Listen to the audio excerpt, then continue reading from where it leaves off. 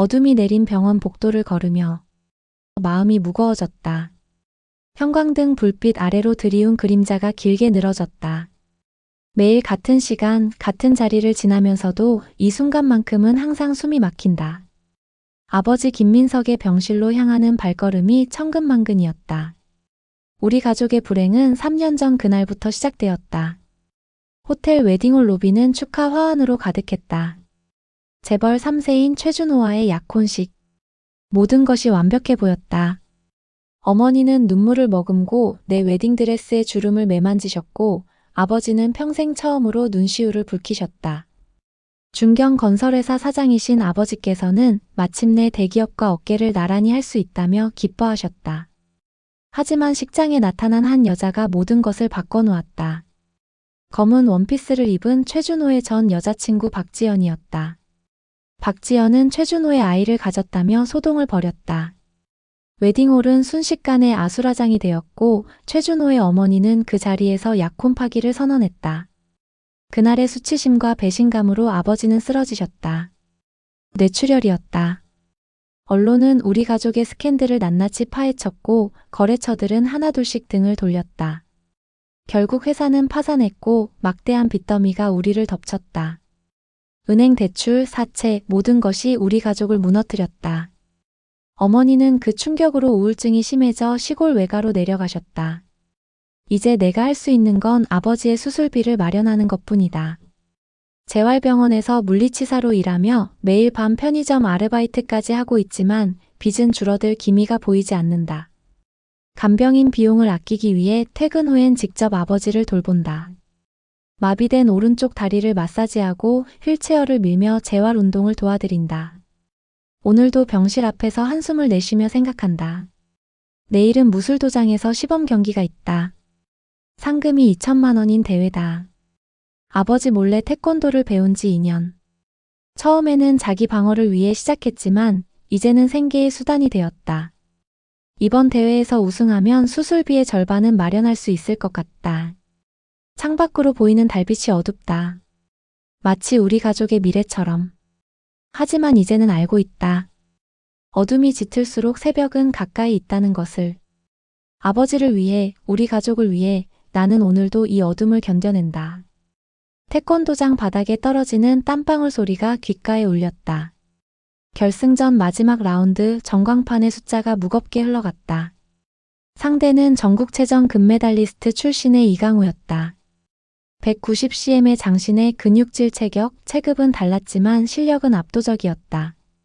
체육관 구석구석까지 들어찬 300여 명의 관중들 사이로 숨죽인 긴장감이 흘렀다. 물리치료사라는 직업을 숨기기 위해 가명으로 출전했다. 강하늘이라는 이름으로. 환자들이나 병원 관계자들이 알면 곤란해질 것 같았다. 처음 도장에 들어섰을 때 모두가 의아해했다.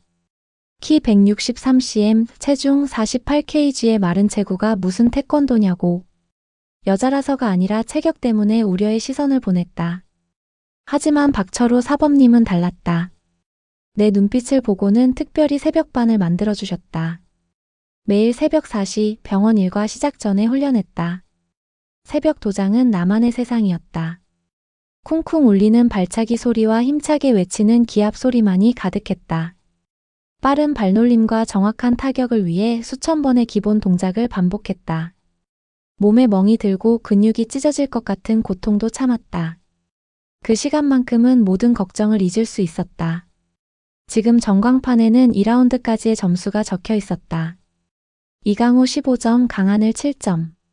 압도적인 점수차였다. 이강호의 얼굴에 자신감이 넘쳤다. 앞선 2라운드에서 그의 무서운 돌려차기와 뒤우려차기를 피하느라 정신없었다. 하지만 나는 미소를 지었다. 사범님이 가르쳐주신 비밀 기술이 있었다. 상대의 힘을 이용해 반격하는 기술. 2년간 이 순간을 위해 준비했다. 사범님은 늘 말씀하셨다. 작은 체구는 약점이 아니라 강점이 될 수 있다고. 심판의 경기 재개 신호가 울렸다. 갑자기 이강호가 앞으로 돌진해왔다. 그의 특기인 360도 회전 발차기를 시도하는 순간이었다. 모두가 경기가 끝날 것이라 생각했다. 하지만 나는 이 순간을 기다렸다. 순간적으로 몸을 낮추며 그의 축이 되는 다리를 잡았다.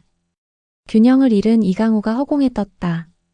관중석에서 놀란 함성이 터져나왔다. 그 순간을 놓치지 않고 연속 발차기를 날렸다. 몸통 돌려차기에 이은 얼굴 돌려차기. 정확하게 점수 부위를 가격했다. 순식간에 점수판이 13대 15로 바뀌었다. 이강호의 자신감에 흔들림이 보였다. 남은 30초 나는 모든 것을 쏟아부었다. 마지막 10초 3단 연속 발차기가 이강호의 호구를 강타했다. 경기 종료 버저가 울리는 순간 점수판은 16대 15. 극적인 역전승이었다. 시상대 위에서 금메달을 목에 걸 때 눈물이 흘렀다.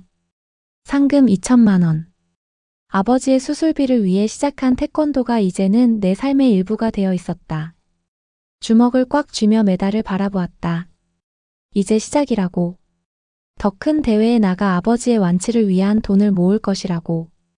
그리고 언젠가는 이 메달을 아버지께 보여드리고 싶었다. 하지만 나의 이런 비밀스러운 승리의 순간을 누군가가 지켜보고 있다는 사실은 전혀 알지 못했다. 체육관 구석에서 카메라 셔터 소리가 작게 울렸다. 그리고 그 소리와 함께 내 인생은 또 한 번 크게 흔들리게 될 운명이었다. 병원 휴게실에서 커피를 마시며 휴대폰을 확인하던 중이었다. 대회가 끝난 지 3일째 되는 날이었다. 메신저로 낯선 사진 한 장이 도착했다. 가슴이 철렁 내려앉았다. 금메달을 목에 걸고 있는 내 모습이었다. 발신자는 최태준 기자라고 했다. 신문사 로비에서 만난 최태준은 예상과 달리 젊은 기자였다. 검은 정장 차림으로 단정하게 앉아있던 그는 노트북을 펼쳐 보여주었다. 화면 속에는 내가 태권도 대회에서 경기하는 모습이 가득했다. 김서연 씨, 아니. 강하늘 선수라고 해야 할까요? 이대로 모든 것이 끝나버릴까 두려웠다. 병원에서 알게 되면 분명 문제가 될 것이다. 환자들을 돌보는 물리치료사가 격투기 시합에 나간다는 것은 의료인의 이미지와 맞지 않았다. 하지만 최태준의 다음 말은 예상과 달랐다. 그는 자신이 속한 스포츠 신문사에서 여성 격투기 특집 기사를 준비하고 있다고 했다. 태권도 외에도 다른 종합격투기 대회에 도전해보지 않겠냐는 제안이었다. 상금은 태권도 대회의 5배. 1억이었다. 아버지의 수술비와 재활치료비를 한 번에 해결할 수 있는 금액이었다. 집으로 돌아오는 지하철에서 깊은 생각에 잠겼다. 종합격투기는 태권도와는 차원이 달랐다. 타격은 물론 굳히기와 관절기도 허용되는 더 위험한 경기였다. 하지만 그 순간 아버지의 병실이 떠올랐다. 재활치료를 받으며 힘들어하시는 모습, 좀처럼 나아지지 않는 오른쪽 다리, 그리고 점점 쌓여가는 병원비 청구서. 휴대폰을 꺼내 문자를 보냈다. 제안을 받아들이겠습니다. 답장은 곧바로 왔다. 현명한 선택입니다. 내일 오후 3시 XX 체육관으로 와주세요. 새로운 사범님을 소개해드리겠습니다. 창밖으로 스쳐 지나가는 도시의 불빛들이 흐릿하게 보였다. 평범한 물리치료사의 삶과 격투기 선수의 삶. 두 개의 세계를 오가는 나의 이중생활이 이제 막 시작되려 하고 있었다. XX 체육관은 내가 알던 태권도장과는 전혀 달랐다. 지하 2층에 위치한 체육관은 쇳소리와 땀냄새로 가득했다. 링 위에서는 두 선수가 스파링 중이었고 여기저기서 무거운 샌드백을 치는 소리가 울려 퍼졌다. 최태준이 소개해준 장민호 관장은 전설적인 종합격투기 선수 출신이었다. 체육관 한쪽 벽면에는 그의 챔피언 벨트들이 진열되어 있었다. 태권도는 기본이 좋네. 하지만 종합격투기는 완전히 다른 세계야. 여기서는 서서 싸우는 것만으로는 부족해. 첫 훈련은 충격적이었다. 레슬링 기술을 배우는데 바닥에 닿는 순간마다 온몸이 으스러지는 것 같았다. 유도 기술을 연습할 때는 수없이 매트에 던져졌다. 주짓수 수업에서는 호흡이 막힐 것 같은 굳히기를 당했다. 태권도에서는 상상도 못했던 훈련이었다. 병원에서 일하면서 훈련을 병행하는 것은 더욱 힘들었다. 환자들의 재활을 돕는 중에도 온몸이 쑤셨다. 멍이 든 팔과 다리를 긴 소매로 가리고 아픈 표정을 숨기려 노력했다. 점심시간에는 체육관으로 달려가 훈련하고 저녁에는 아버지 병간호를 했다. 한 달이 지나고 첫 실전 스파링을 했다. 프로 데뷔전을 앞둔 여자 선수와의 대결이었다. 태권도의 발차기로 우위를 점하는 듯 했지만 순식간에 테이크다운을 당했다. 바닥에서는 전혀 대응하지 못했다. 장민호 관장의 목소리가 들려왔다. 이제 시작이야. 진짜 훈련은 지금부터다. 그날 밤 거울 속 내 모습을 바라보았다. 얼굴과 몸에는 새로운 멍들이 가득했다. 하지만 눈빛은 달라져 있었다. 두려움 대신 강한 의지가 빛나고 있었다. 3개월 후로 예정된 데뷔전. 태권도 대회와는 비교도 안 되는 큰 상금이 걸려 있었다. 아버지의 수술을 위해 반드시 이겨내야만 했다. 휴대폰이 울렸다. 병원 응급실에서 온 연락이었다. 아버지의 상태가 갑자기 나빠졌다는 소식에 심장이 멎는 것 같았다. 시간이 얼마 남지 않았다. 이제는 더욱 서둘러야 했다. 응급실의 차가운 형광등 아래 서서 의사의 설명을 들었다. 아버지의 뇌압이 갑자기 상승했고 재수술이 필요하다는 말에 온몸에 힘이 빠져나갔다. 수술비는 기존의 2배. 보험으로도 감당하기 어려운 금액이었다. 의사는 최대한 빨리 수술을 진행해야 한다고 했다. 병실로 돌아와 아버지의 마른 손을 잡았다. 산소 마스크 너머로 희미한 숨소리가 들려왔다. 얼마나 시간이 흘렀을까? 문득 아버지의 손가락이 움직였다. 의식이 없는 상태에서도 내 손을 꼭 쥐시는 것 같았다. 눈물이 볼을 타고 흘러내렸다. 체육관으로 달려갔다. 한밤중이었지만 장민호 관장이 아직 남아있었다. 상황을 설명하자 관장의 표정이 심각해졌다. 3개월 후에 데뷔전으로는 늦어. 다음 주에 있는 긴급 대체 선수로 나가보는 게 어때? 준비가 덜 됐다는 걸 알면서도 고개를 끄덕였다. 일주일간의 강행군이 시작됐다. 아침 병원 일과 전 3시간, 점심시간 2시간, 퇴근 후 4시간. 하루에 3번 훈련했다. 잠은 병실 간이 침대에서 2시간씩 겨우 눈을 붙였다. 링 위에서 쓰러질 때마다 아버지의 모습을 떠올리며 다시 일어섰다. 무릎 인대가 늘어나고 갈비뼈에 금이 갔다. 하지만 멈출 수 없었다. 병원 동료들은 내 얼굴이 파리해진 것을 걱정했다. 그때마다 야근이 많아서 피곤하다고 둘러댔다. 아무도 내가 점심시간마다 지하 체육관에서 피를 쏟으며 훈련한다는 걸 몰랐다. 시합 전날 밤 아버지의 심전도 소리를 들으며 생각했다. 태권도에서 배운 기술과 새로 익힌 종합격투기 기술을 어떻게 조화시킬지, 상대의 약점을 어떻게 공략할지. 머릿속으로 수없이 시뮬레이션을 돌렸다. 잠들지 못한 채날이 밝았다. 대회장으로 향하는 차 안에서 문자 한 통이 왔다. 최태준이었다. 부상자 대체 출전이라 상금이 원래의 절반이에요. 5천만 원입니다. 가슴이 철렁 내려앉았다. 수술비에는 여전히 부족했다. 하지만 이제 돌이킬 수 없었다.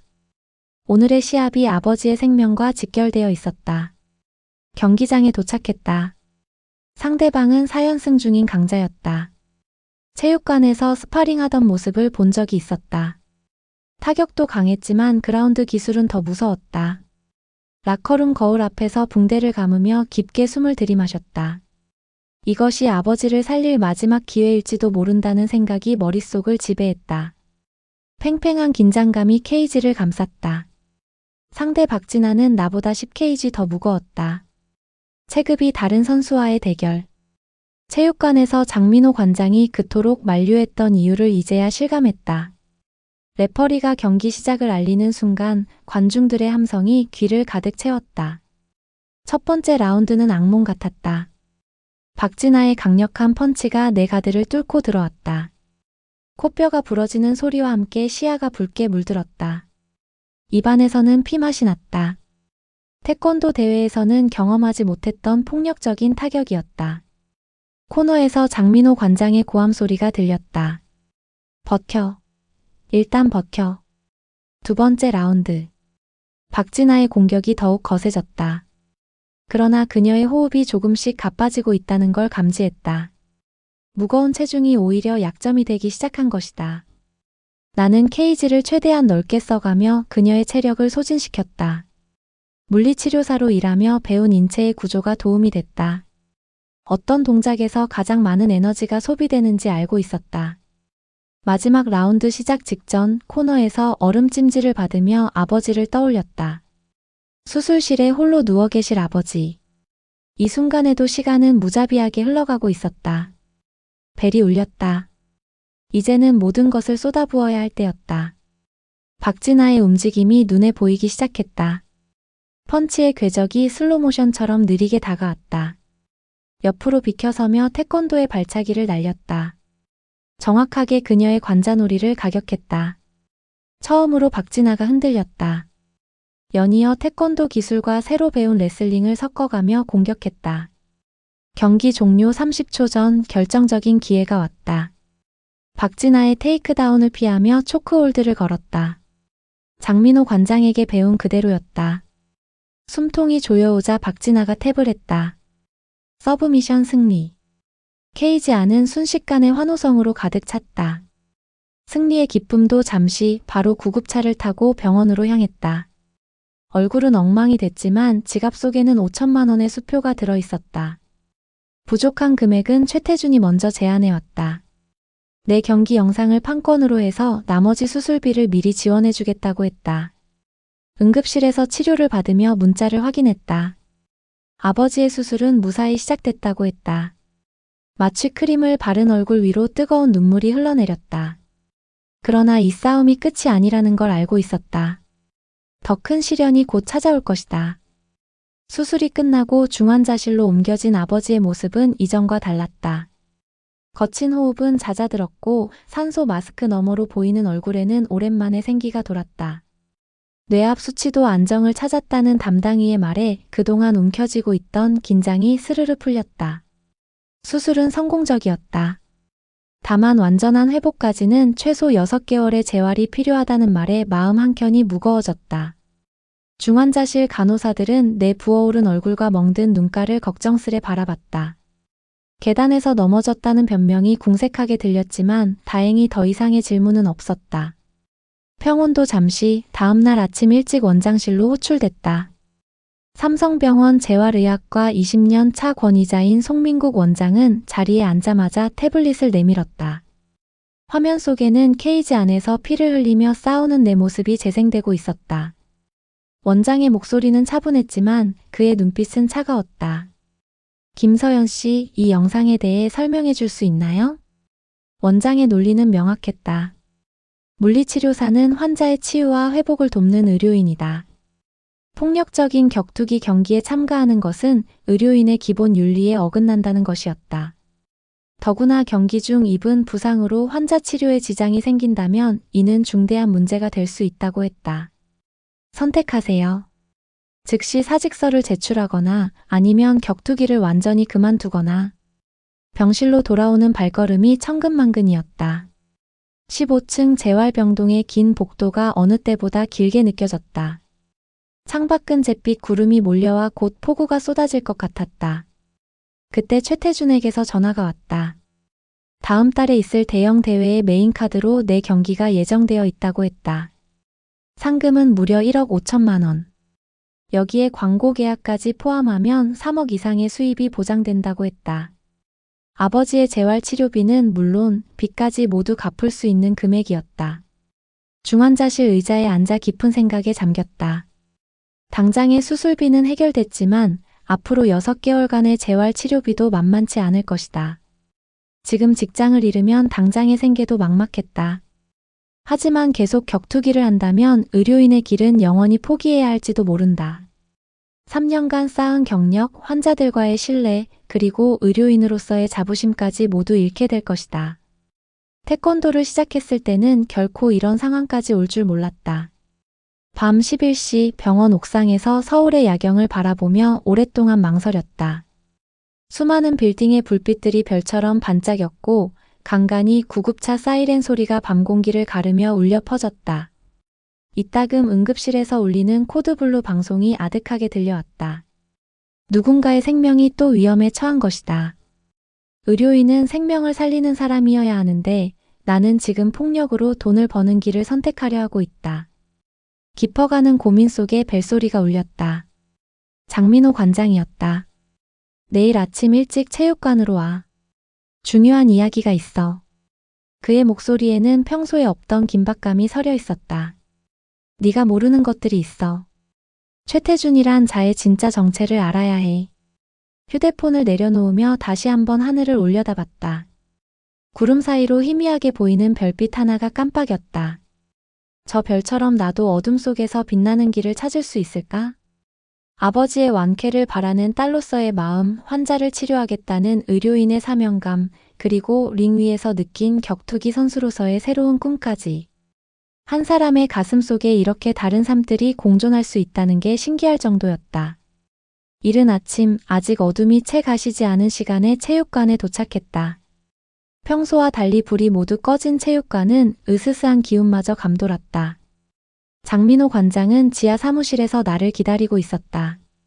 책상 위에는 오래된 신문들과 서류 뭉치가 쌓여 있었다. 최태준이 내게 말하지 않은 게 있어. 관장의 목소리는 무거웠다. 서류 더미를 뒤적이던 그가 낡은 스포츠 신문을 내밀었다. 3년 전 기사였다. 여성 격투기 선수 의문의 사망, 경기 중 과도한 부상이 원인? 죽은 선수의 이름은 강미란. 최태준이 담당했던 선수였다. 부상 투혼을 강조하는 기사를 쓰며 선수를 극한으로 몰아갔고 결국 뇌출혈로 사망했다는 게 관장의 설명이었다. 최태준은 선수의 안전보다 기사의 센세이션을 중요하게 여기는 인간이야. 네가 이번에 받은 제안도 마찬가지야. 다음 경기는 현 챔피언과의 대결이었다. 1억 5천만 원이라는 큰 상금에 눈이 멀어 미처 생각하지 못했던 위험성이 서서히 실체를 드러냈다. 챔피언은 프로 경력 7년차 모든 경기를 KO로 끝낸 무서운 선수였다. 나 같은 신인을 상대로 더 화려한 KO를 노리고 있다는 게 관장의 분석이었다. 최태준은 내 스토리를 이용하려는 거야. 불우한 환경을 이겨내고 도전하는 무명의 여성 격투기 선수. 거기에 의료인이라는 반전까지. 챔피언에게 KO를 당하면 더 극적인 기사가 되겠지. 가슴이 철렁 내려앉았다. 단순히 돈을 위해 시작한 격투기였지만 어느새 진정한 승부를 갈망하게 된 내 자신을 발견했다. 하지만 이런 식의 이용당하는 승부는 결코 원한 게 아니었다. 관장은 서랍에서 다른 서류를 꺼냈다. 해외 종합격투기 단체의 로고가 찍힌 계약서였다. 내가 추천한다면 바로 입단이 가능해. 정당한 대우와 안전한 경기 운영을 보장받을 수 있어. 물론 시간이 좀 필요하겠지만 창밖으로 동이 트기 시작했다. 어둠이 걷히며 체육관 안으로 희미한 빗줄기가 스며들었다. 책상 위 먼지 속에서 빛나는 입자들이 떠다녔다. 선택의 시간이었다. 당장의 큰 돈을 쫓아 위험을 감수할 것인가 아니면 더 먼 미래를 바라보며 새로운 길을 택할 것인가. 그때 휴대폰이 울렸다. 병원이었다. 아버지가 갑자기 의식을 잃으셨다는 소식에 심장이 멎는 것 같았다. 사무실을 뛰쳐나가며 최태준에게 온 메시지가 화면에 떴다. 계약서 검토는 끝났나요? 오늘 중으로 사인이 필요합니다. 병원 복도를 달리며 온갖 생각이 머릿속을 스쳐 지나갔다. 아버지의 수술은 성공적이었다고 했는데 무슨 일이 있었던 걸까? 엘리베이터를 기다리는 초조한 순간에도 최태준의 메시지가 자꾸 떠올랐다. 계약서에 사인하지 않으면 위약금을 물어야 한다는 조항이 있었다. 중환자실에 도착하자 의사가 상황을 설명했다. 수술 후 합병증이었다. 뇌 안에 작은 혈관이 터져 추가 수술이 필요한 상황이었다. 하필 담당의가 해외 학회에 참석 중이라 서울대병원의 유명한 신경외과 교수를 수소문하는 중이라고 했다. 비용은 이전 수술의 2배. 보험도 적용되지 않는다고 했다. 대기실 의자에 쓰러지듯 앉았다. 창밖에서는 봄비가 내리기 시작했다. 주머니 속에 휴대폰이 자꾸 울렸다. 최태준이었다. 메시지를 열어보니 계약금 5천만 원이 먼저 입금됐다는 통지였다. 그리고 또 다른 메시지. 긴급 기자회견을 준비했습니다. 이 시간 후에 시작합니다. 머리가 복잡해졌다. 지금 계약을 파기하면 위약금은 계약금의 3배. 1억 5천만 원을 물어내야 했다. 하지만 경기를 받아들이면 목숨을 걸어야 할지도 모른다. 강미란 선수의 죽음이 떠올랐다. 문득 병실 안 아버지의 모습이 보였다. 산소 마스크 너머로 희미하게 들리는 숨소리가 애처로웠다. 그때 장민호 관장에게서 전화가 왔다. 서연아, 결정했어? 잠시 침묵이 흘렀다. 아버지가 위험하세요. 추가 수술비가 필요해요. 관장은 한숨을 쉬었다. 내가 다른 방법을 찾아볼게. 너는 일단 기자회견장에 나가지 마. 간호사가 다가와 서류를 내밀었다. 수술 동의서였다. 판단을 내려야 할 시간이 다가오고 있었다. 주머니 속에 휴대폰이 다시 울렸다. 이번에는 송민국 원장이었다. 김서연 씨, 뉴스를 봤어요. 당신의 선택이 궁금하네요. 복도 끝에서 누군가가 걸어오고 있었다. 검은 정장 차림의 최태준이었다. 그의 손에는 펜과 계약서가 들려 있었다. 결정할 시간입니다, 서연 씨. 본비는 계속해서 창문을 두드렸다. 시계는 어느덧 기자회견 1시간 전을 가리키고 있었다. 기자회견장 앞 화장실에서 거울을 바라보았다. 형광등 불빛 아래 내 얼굴이 창백하게 보였다. 주머니 속에는 구겨진 수술 동의서가 들어있었다. 시계는 어느덧 기자회견 시작 15분 전을 가리키고 있었다. 최태준이 보낸 원고를 다시 읽어보았다. 완벽한 각본이었다. 불우한 환경을 이겨내고 도전하는 감동적인 스토리. 의료인에서 격투기 선수로 변신한 반전. 챔피언에게 도전장을 내미는 무명의 선수. 기사의 제목이 눈에 들어왔다. 링 위의 천사, 죽음의 챔피언에 도전하다. 그때 병원에서 연락이 왔다. 서울대병원 신경외과 김성훈 교수가 수술을 맡아주기로 했다는 소식이었다. 하지만 수술은 지금 당장 시작해야 한다고 했다. 시간이 없었다. 손이 떨렸다.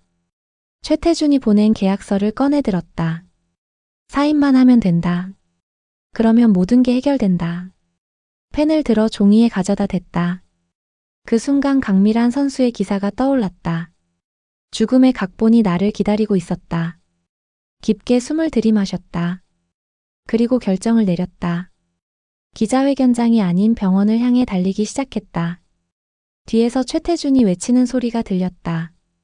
김서연 씨, 위약금은 감당할 수 있습니까? 병원에 도착하자 장민호 관장이 기다리고 있었다. 서연아, 내가 다 알아봤어. 해외 단체에서 너의 상황을 이해하고 위약금을 대신 내주기로 했어. 대신 1년 계약으로. 믿기지 않는 소식이었다. 수술실 앞에서 동의서에 서명했다. 이번에는 치료를 받는 사람의 가족으로서.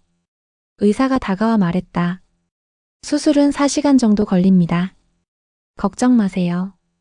그의 눈빛에서 진심 어린 위로가 느껴졌다. 대기실에서 초조하게 시간을 보내고 있을 때 송민국 원장이 찾아왔다. 결정은 잘하셨나요? 고개를 끄덕였다. 네. 저는 의료인의 길을 선택했습니다.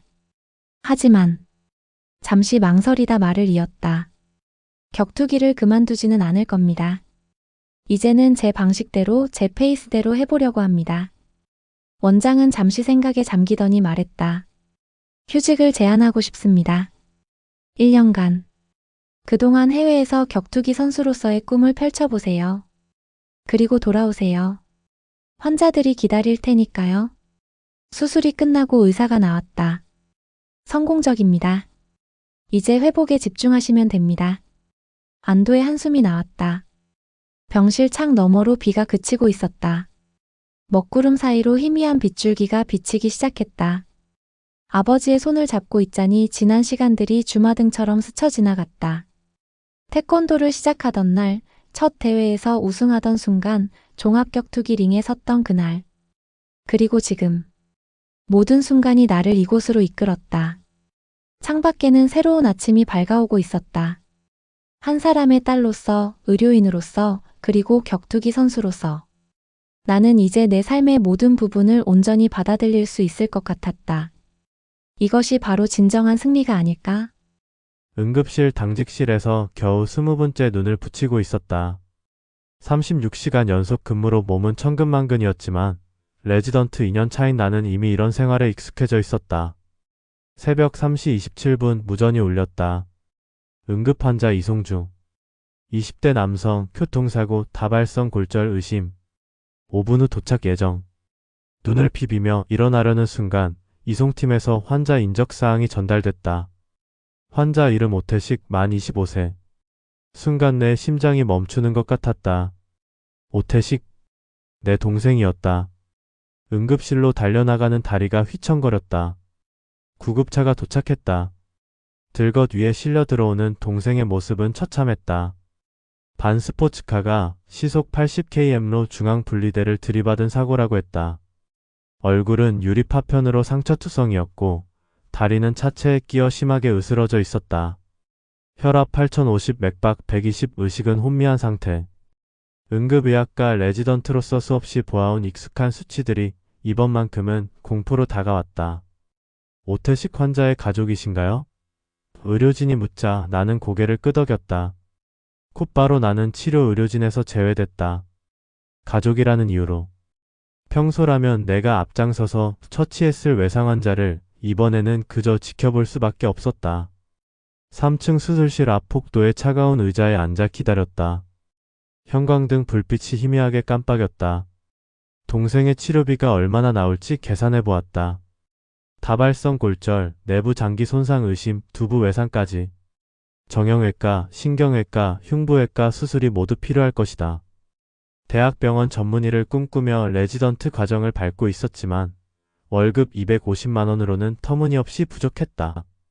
부모님은 5년 전 비슷한 교통사고로 먼저 가셨다. 그때 동생은 겨우 고등학생이었다. 내가 인턴 생활을 시작하던 시기였다. 장례식장에서 나는 동생에게 약속했다. 내가 잘 자랄 때까지 내가 책임지겠다고. 하지만 지금 그 약속이 무너지려 하고 있었다. 간호사가 수술 동의서를 가져왔다. 예상 치료비를 보는 순간 온몸에 식은땀이 흘렀다. 5천만 원. 거기다 동생이 몰던 차는 회사 동료에게 빌린 것이라 보험 처리도 어려운 상황이었다. 적금 통장의 잔고는 200만 원, 마이너스 통장은 이미 한도를 채웠다. 벽에 기대앉아 까만 하늘을 바라보는데 문득 옛 기억이 떠올랐다. 의대생이 되기 전 고등학교 시절에 나는 복싱 선수였다. 전국체전 은메달까지 땄었다. 부모님의 반대로 결국 의대에 진학하면서 그만뒀지만 지금도 가끔 병원 지하 체육실에서 샌드백을 치며 스트레스를 풀곤 했다. 휴대폰을 열어 은행 앱을 확인하던 중 우연히 SNS 광고를 보게 됐다. 지하 격투기 대회. 상금 1,000만 원 다음 주 토요일 밤. 위험한 도박이었다.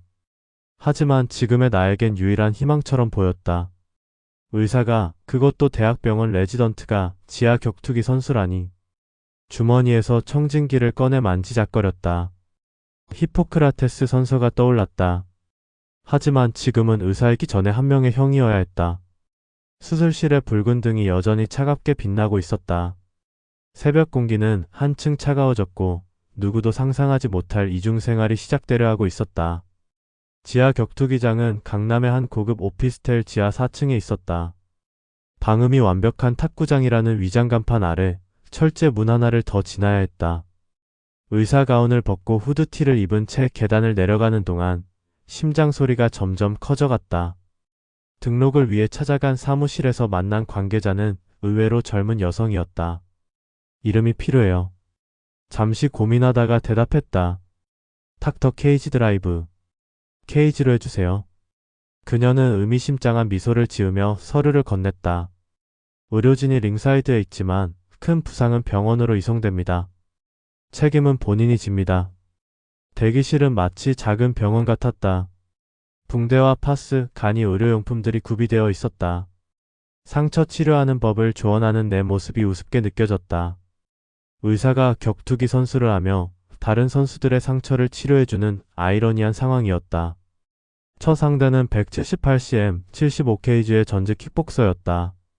체급은 비슷했지만 경험은 달랐다. 링에 오르는 순간 온몸이 얼어붙는 것 같았다. 레지던트 생활의 피로가 한꺼번에 몰려왔다. 하지만 동생의 얼굴이 떠올랐다. 지금 수술실에서 싸우고 있을 동생을 생각하며 주먹을 움켜쥐었다. 경기가 시작되자 상대의 킥이 빗발치듯 날아왔다. 본능적으로 몸이 반응했다. 고등학교 때부터 익숙했던 복싱의 감각이 살아났다. 상대의 발차기를 피하고 안으로 파고들어 랜딩을 성공시켰다. 의대 공부를 하며 배운 인체 구조에 대한 지식이 도움이 됐다. 어느 각도에서 타격이 들어가면 가장 효과적일지 정확히 알고 있었다. 4라운드까지 가는 치열한 경기 끝에 판정승을 거뒀다. 상금은 약속대로 1,000만 원.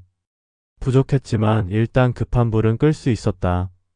탈의실에서 거울을 보니 왼쪽 눈 주위가 퉁퉁 부어올라 있었다. 내일 병원에서 어떻게 설명해야 할지 막막했다. 샤워를 마치고 나오는데 누군가가 기다리고 있었다. 인상적인 경기였어요. 다음 주에 더 큰 경기가 있는데 관심 있으신가요? 검은 정장을 입은 남자가 명함을 내밀었다. 상금은 이번에 3배. 조직도 더 크고 체계적이라고 했다. 병원으로 돌아오는 택시 안에서 명함을 만지작거렸다. 문득 메스를 쥐는 손이 떨리는 게 느껴졌다. 의사의 손은 환자의 생명을 다루는 소중한 도구인데 이렇게 주먹 다짐에 쓰는 게 맞는 걸까? 하지만 수술실 앞 게시판에 붙은 수술 예약 일정표가 눈앞에 아른거렸다. 동생의 재건 수술은 아직도 많이 남아 있었다. 휴대폰이 울렸다. 응급실에서 온 호출이었다. 다시 의사가운을 입으며 깊은 한숨이 나왔다. 이제 시작이었다. 낮에는 생명을 살리는 의사로, 밤에는 링 위의 파이터로. 이 위험한 줄타기가 언제까지 지속될 수 있을지 알 수 없었다. 아침 회진 시간, 소독약 냄새가 가득한 병실 복도를 걸으며 선글라스를 고쳐 썼다. 부어오른 눈 주위를 가리기 위해서였다. 교수님과 다른 레지던트들이 의아한 눈길을 보냈다. 쌍꺼풀 수술했어요.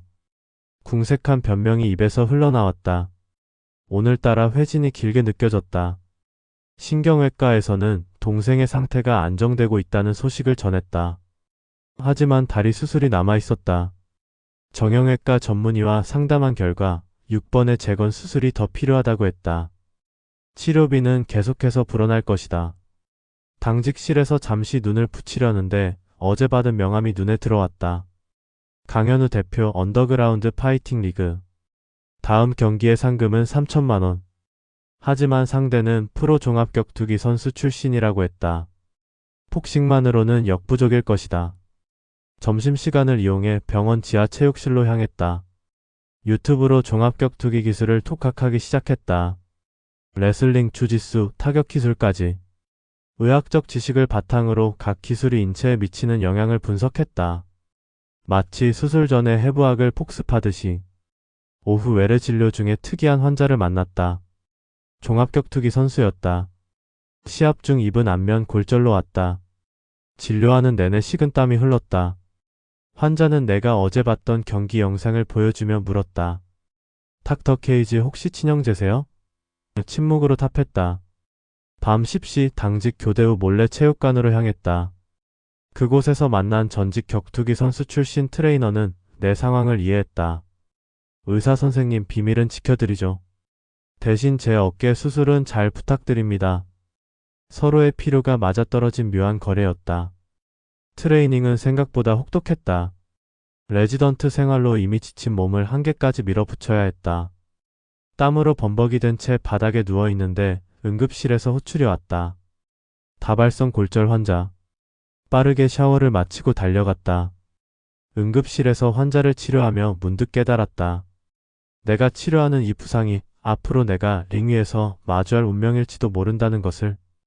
밤새 이어진 응급수술을 마치고 탈의실 거울을 바라보았다.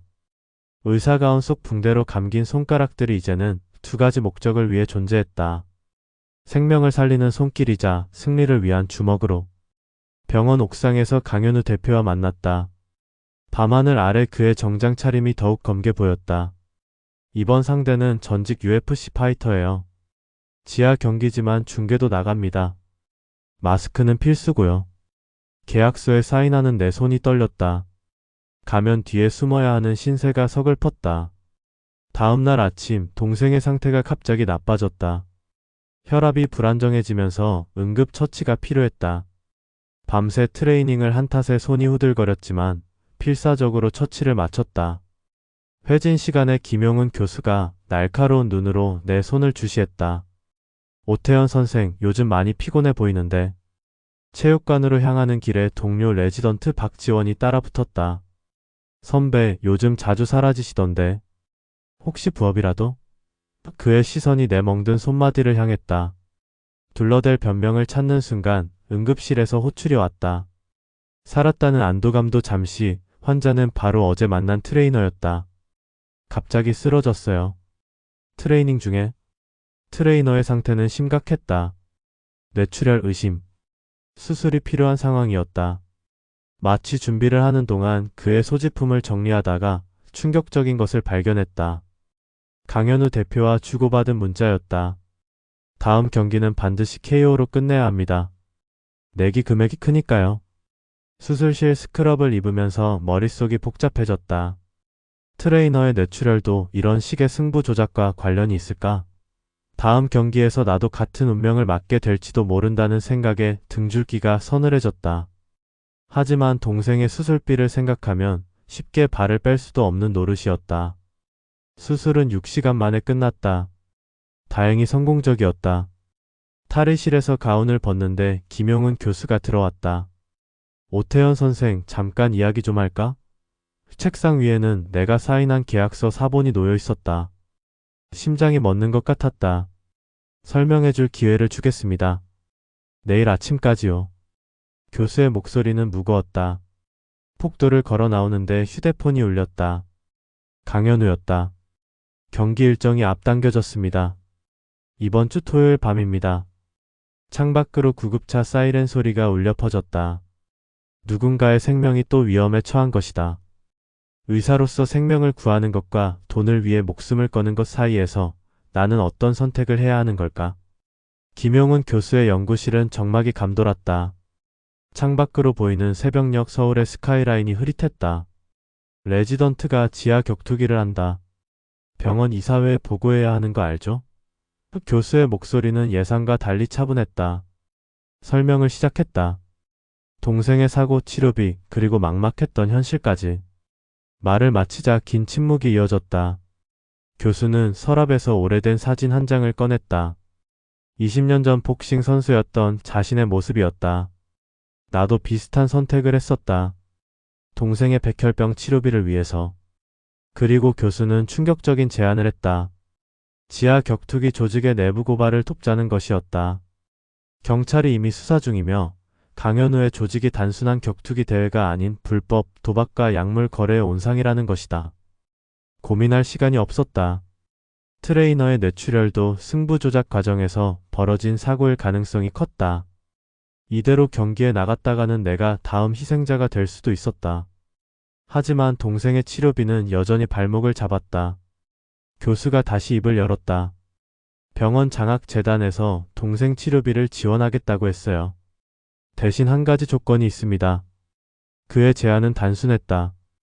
경찰의 잠입 수사에 협조하고 증거를 확보하는 것.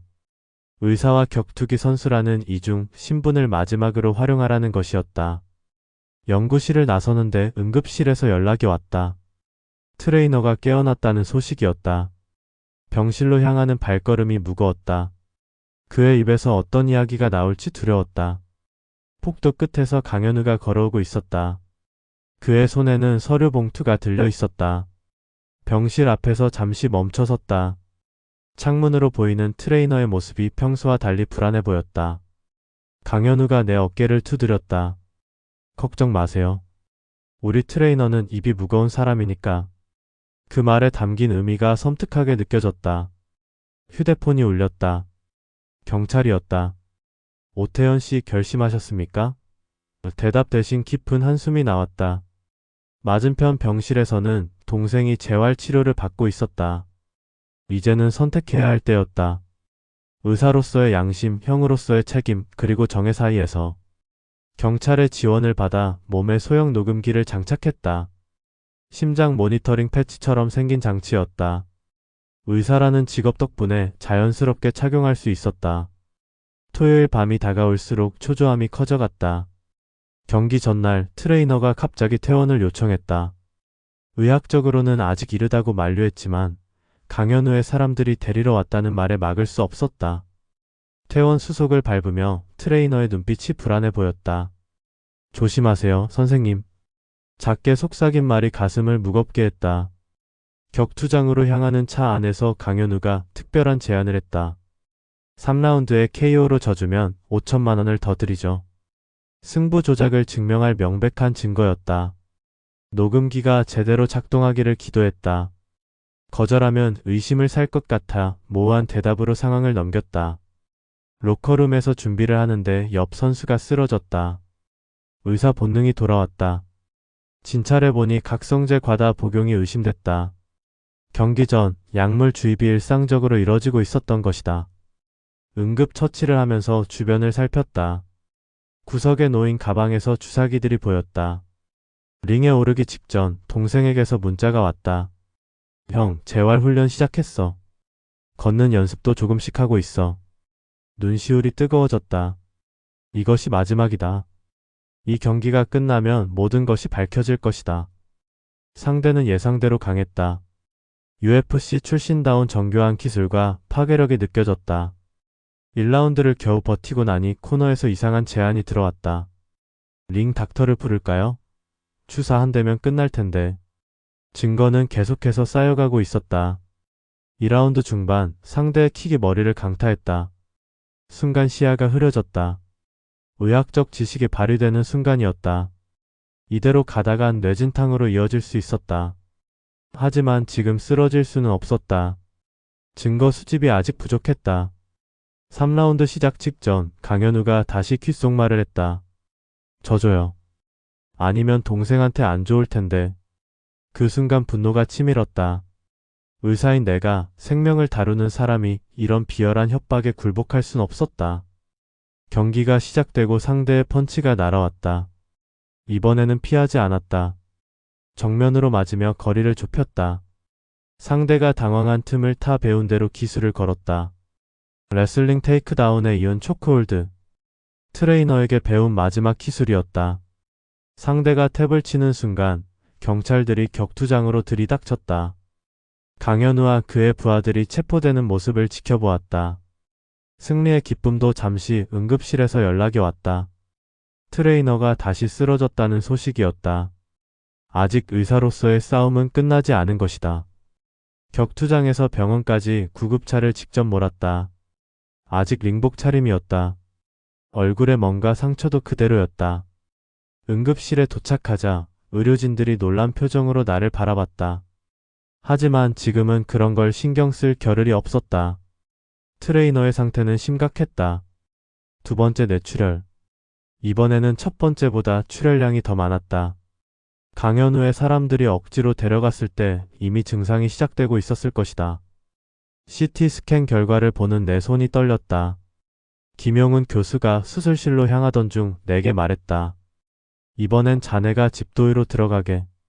순간 당황했다. 레지던트가 이런 대수술을 집도하는 건 이례적인 일이었다. 자네는 이미 충분한 자격이 있어. 그리고 이 환자와는 특별한 인연이지 않나. 수술실에 들어서는 순간 모든 것이 변했다. 링 위에서의 긴장감과는 전혀 다른 종류의 긴장이 온몸을 감쌌다. 메스를 든 손에서는 더 이상 떨림이 없었다. 7시간의 대수술이 시작됐다. 수술 중간에 경찰이 찾아왔다. 강현우의 조직에서 압수한 자료에서 충격적인 사실이 발견됐다고 했다. 지난 3년간 5명의 선수가 시합 후 사망했고 10명 이상이 영구적인 장애를 입었다는 것이다. 모두 승부 조작과 약물 남용이 원인이었다. 마지막 봉합을 하는 순간 수술실 문이 열렸다. 동생이었다. 휠체어를 타고 있었지만 두 팔의 힘으로 혼자 움직일 수 있을 만큼 회복된 모습이었다. 형, 다 알았어. 내가 많이 힘들겠지. 눈시울이 붉어졌다. 수술은 성공적이었다. 중환자실로 향하는 침대를 따라가며 생각했다. 이제 더 이상의 희생자는 없을 것이다. 경찰 조사 결과 강현우의 조직은 완전히 와해됐고 관련자들은 모두 구속됐다. 탈의실에서 수술복을 벗는데 김용훈 교수가 들어왔다. 마지막으로 한 가지만 더 부탁하지. 그의 손에는 사직서가 들려 있었다. 징계위원회에 제출하게. 3개월 정직. 그 정도면 될 것 같아. 고개를 끄덕였다. 당연히 받아들여야 할 처벌이었다. 아침이 밝아왔다. 병원 옥상에서 떠오르는 해를 바라보았다. 동생이 휠체어를 밀며 내 옆으로 왔다. 이제 우리 둘 다 새로 시작하는 거야? 웃으며 대답했다. 그래, 이제는 정식으로. 내가 재활하는 동안 나도 의사로서 더 성장할 거야. 정직 처분을 받은 3개월은 오히려 축복이었다. 그동안 제대로 쉬어본 적 없었던 내 몸과 마음을 돌아볼 시간이 생겼다. 매일 아침 동생과 함께 병원 재활센터를 찾았다. 나는 자원봉사자로, 동생은 환자로. 트레이너의 회복 과정도 순조로웠다. 의식을 되찾은 그는 검찰 조사에서 모든 것을 증언했다. 강연 후에 조직이 어떻게 선수들을 협박하고 약물을 강요했는지, 숨겨진 사망 사건들이 얼마나 더 있었는지. 그의 증언은 지하 격투기 세계의 어두운 면을 모두 드러냈다. 김용훈 교수는 내게 특별한 제안을 했다. 스포츠 의학 분야로 전공을 전환하는 것이었다. 자네의 경험을 의학으로 승화시키면 좋은 의사가 될 수 있을 거야. 선수들의 마음도 이해하고 부상도 잘 아는 의사. 그의 말에 깊이 공감했다. 어느 날 지하 격투장이 있던 건물을 다시 찾았다. 이제는 실내 체육관으로 변해 있었다. 전직 선수들의 재활을 돕는 공간으로 탈바꿈한 것이다. 트레이너가 제안했다. 선생님, 주말마다 여기서 의료 자문을 해주시면 어떨까요? 선수들이 정확한 의학 지식이 필요해요. 동생의 재활은 예상보다 빨랐다. 휠체어에서 일어나 평행봉을 잡고 걷는 모습을 보며 가슴이 뭉클했다. 형, 나도 나중에 물리치료사가 될래. 나처럼 다친 사람들을 돕고 싶어. 그의 눈빛에서 진심이 느껴졌다. 정직 기간이 끝나갈 무렵 의료진 회의에서 새로운 프로젝트가 논의됐다. 불법 격투기로 피해를 입은 선수들을 위한 특별 진료소 설립이었다. 김용훈 교수는 내게 진료소 책임자를 제안했다. 이제는 당신의 경험을 제대로 활용할 때요. 옛 트레이닝 장비를 정리하다가 탁터 케이지라고 적힌 글러브를 발견했다. 이제는 그저 추억이 된 이름이었다. 하지만 그 시절의 경험이 없었다면 지금의 나도 없었을 것이다. 마지막 진료를 마치고 퇴근하는 길 병원 로비에서 반가운 얼굴을 만났다. 예전에 경기했던 선수들이었다. 이제는 정식 종합격투기 단체에서 활동하는 프로 선수가 되어 있었다. 닥터, 저희 주치의가 되어주세요. 그들의 제안에 웃으며 고개를 끄덕였다. 이제 나는 링 위의 파이터가 아닌 선수들의 건강을 책임지는 진정한 의사로 돌아왔다. 때로는 가장 어두운 길을 통과해야만 진정한 빛을 발견할 수 있는 법이다. 스포츠 의학센터 개소식 날이었다. 1년 전 불법 격투기 조직이 있던 그 건물에 이제는 최신 의료 장비들이 가득했다. 재활치료실, 물리치료실, 스포츠 클리닉까지. 꿈에 그리던 공간이 현실이 됐다. 첫 환자는 뜻밖에도 예전 상대였던 UFC 출신 선수였다. 무릎 인대 부상으로 찾아왔다. 탁터 케이지.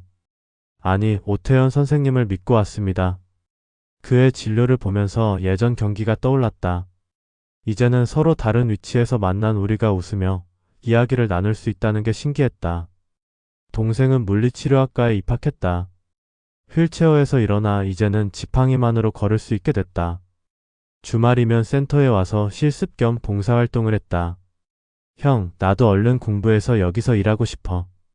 그의 밝은 표정을 보고 있으면 가슴이 따뜻해졌다. 김용훈 교수는 정기적으로 센터를 찾았다.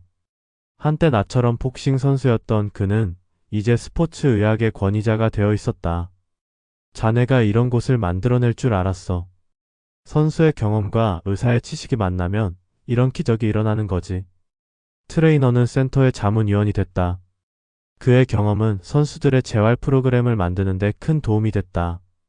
때로는 함께 링에 올라 부상 예방법을 시연하기도 했다. 이제는 선수들이 안전하게 운동할 수 있는 환경이 생겼네요. 어느 날 응급실에서 연락이 왔다. 지하 격투 경기 도중 다친 10대 청소년이었다. 진찰실에서 마주한 소년의 눈빛에서 예전의 나를 보았다. 돈이 필요했어요. 결국 센터에서 청소년 상담 프로그램도 시작하게 됐다. 의료진 회의에서 새로운 제안을 했다. 은퇴한 선수들을 위한 특별 건강검진 프로그램이었다. 오랜 경기 생활로 인한 만성 통증, 외상 후 스트레스 장애, 뇌 손상 위험까지 모든 것을 포괄하는 종합검진이 필요했다. 검진 프로그램 첫날, 대기실은 예전 챔피언들로 가득했다. 그들의 화려했던 시절은 지났지만 이제는 건강한 삶을 살 수 있도록 돕는 것이 내 몫이었다. 선생님, 이런 곳이 진작 있었더라면 좋았을 텐데. 퇴근길에 옥상에 올랐다. 석양이 지는 서울의 풍경을 바라보며 생각했다. 한때는 메스와 글러브 사이에서 갈등했지만 이제는 그 모든 것이 하나의 길로 이어졌다. 의사이자 전직 격투기 선수라는 특별한 경험이 누군가의 인생을 구할 수 있는 빛이 된 것이다. 스포츠의학센터 2주년 기념 심포지엄이 열리는 날이었다. 강당은 의사, 선수, 트레이너들로 가득 찼다. 기조연설자로 나선 나는 묵직한 마음으로 단상에 올랐다. 2년 전 이중 생활을 하던 그때의 내가 이런 날이 올 거라고는 상상도 못했을 것이다. 의사는 생명을 살리는 사람입니다. 하지만 때로는 그 생명의 의미도 함께 살려야 합니다. 청중 속에서 동생이 환하게 웃고 있었다. 이제는 물리치료학과 4학년생이 된 그의 모습에서 당당함이 느껴졌다. 지팡이는 이제 필요 없었다. 발표가 끝나고 김용은 교수가 다가왔다. 자네를 레지던트로 뽑길 잘했어. 그의 손에는 서류 하나가 들려 있었다. 스포츠의학과 교수직 제안이었다. 젊은 나이에 파격적인 제안이었지만 그동안의 성과를 인정받은 결과였다. 리셉션장에서는 특별한 재회가 있었다.